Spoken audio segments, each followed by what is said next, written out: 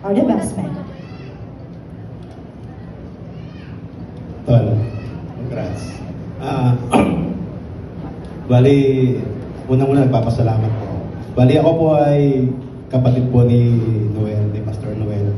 Nagpapasalamat muna ako sa inyong dalawa, kay Karen, kay Noel na kinuha niya akong best man. Kasi kami ni Noel, ang turingan namin yan, hindi lang kami magkapatid, best friend, magkasangka talaga sa lahat ng bagay. Yung payo niya, payo ko, pinapakinggan ng bawat isa. Nung misa nag-usap kami, sabi niya, Tol, parang ready na ako maging matandang binata, sabi ko. Hindi naman, napakabata mo ba para ano? Kasi yung palang love, makakasama mo sa buhay, hindi pala laging hinahanap mo siya. Kasi si Karen, ano siya, para siyang, plano siya bigla na lang siyang dumating na siguro hiniling ni Noel, tapos dumating siya in the right timing. Kaya ngayon, eto ngayon, meron na kaming bagong sa pamilya, Karen, Dylan, Digma, meron na. Welcome to the family. Sana all. Ayun, this is it na. Eto, nakasal na kayo. Ayan.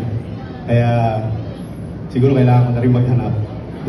Para, kasi pangarap natin na makasal talaga sa buhay. Pangarap ng isang lalaki na magkapamilya, makasal. Pangarap ng isang babae na magkapamilya at makasal.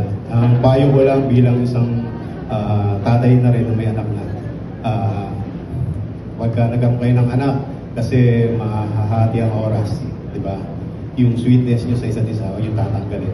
Kasi minsan yung nawawala ng sweetness napupunta sa anak.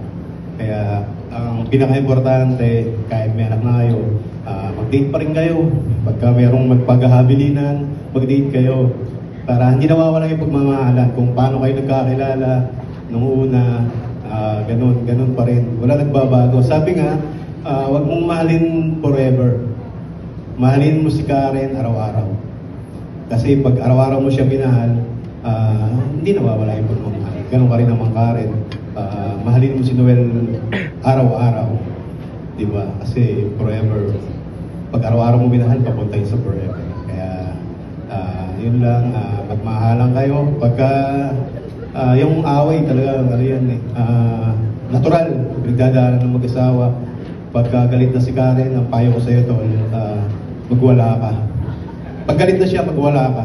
Magwalang hibo. Yun na lang. Magwalang hibo ka para yung away nyo, hindi na tumagal. O kaya kung mag-aaway kayo, matulog na tulugan nyo. Kinabukasan, malamig na ulo niyan.